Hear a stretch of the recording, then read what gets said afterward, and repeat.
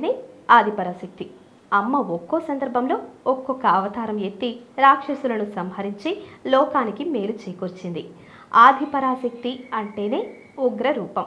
పరాశక్తి శాంతి రూపిణిగా దర్శనమిచ్చే ఆలయాలు దేశంలో దాదాపుగా కనిపించవు. దుర్గాదేవి కూడా ఉగ్ర రూపంలోనే మనకు దర్శనమిస్తుంది. కానీ దేశం మొత్తం మీద ఒకే ఒక్క ఆలయంలో అమ్మవారు శాంతరూపిణిగా దర్శనమిస్తారు. శాంతరూపిణితో దర్శనమిచ్చే అమ్మవారిని శాంతదుర్గ అనే పేరుతో పిలుస్తారు. మరి ఈ ఆలయం ఎక్కడుంది, అమ్మవారు అక్కడ ఎలా వెలిశారు తదితర విషయాలను ఈరోజు వీడియోలో తెలుసుకుందాం. శాంతదుర్గ పేరు మనకు పురాణాల్లో పెద్దగా కనిపించదు. శాంతముని అను ఋషికి దుర్గామాత దర్శనమిచ్చిందని, అందుకే దుర్గమ్మకు శాంతదుర్గ అనే పేరు స్థిరపడినట్లుగా పురాణాల్లో మనకు గాథ వినిపిస్తుంది. శాంతదుర్గ గురించి ఇక్కడ మనకు పెద్దగా తెలియకున్నా గోవాలో ఈ అమ్మవారి గురించి పలు కథలు ప్రచారంలో ఉన్నాయి. అమ్మవారిని అక్కడ పలు విధాలుగా పూజలు చేస్తారు. ఈ కథల్లో ఒకటి ఏంటంటే, శివకేశవుల మధ్య ఘోర యుద్ధం జరిగిన సమయంలో ముల్లోకాలు తల్లడిల్లిపోయాయి. శివకేశవుల మధ్య జరిగిన యుద్ధాన్ని నిలువరించేందుకు దుర్గాదేవి చొరవ చూపిందని కథనం.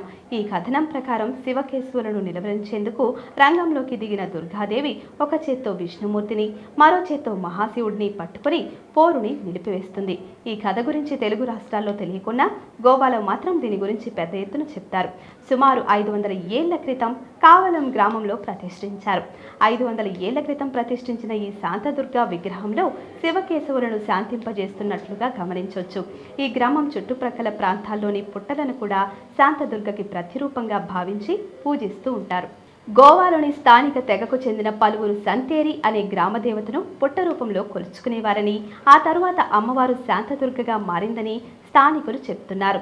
సంతేరి అనే పేరుతో పిలిచినా, శాంతదుర్గ పేరుతో పిలిచినా అమ్మవారిని నమ్ముకొని పూజిస్తే సకల శుభాలు కలుగుతాయని స్థానిక భక్తులు చెప్తున్నారు. ప్రస్తుతం అమ్మవారి ఆలయం కావలం గ్రామంలో ఉన్నప్పటికీ గతంలో అమ్మవారి మూల విరాట్టు కోలోసీం అనే గ్రామంలో ఉండేదట. 1566లో గోవాని పోర్చుగీసు వారు ఆక్రమించుకుని ఆలయాన్ని కూల్చేశారు. దీంతో స్థానికులు అమ్మవారి మూల విరాట్టును కోలోసీం నుంచి కావలం గ్రామానికి తరలించారు. కావలంలో ఈ ఆలయం నిర్మించి ఇప్పటికీ 450 ఏళ్లు పూర్తయ్యాయి. యూరప్ నిర్మాణ శైలిలో ఆలయ నిర్మాణం ఉండడం విశేషం. శాంతదుర్గను గోవాలోని వేలాది కుటుంబాలు తమ ఇలవేల్పుగా పూజించుకుంటూ ఉన్నాయి.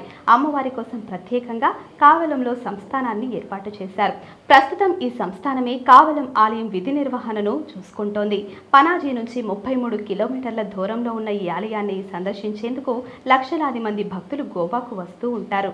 Please subscribe to the channel and download the Politicos app from the links in the description.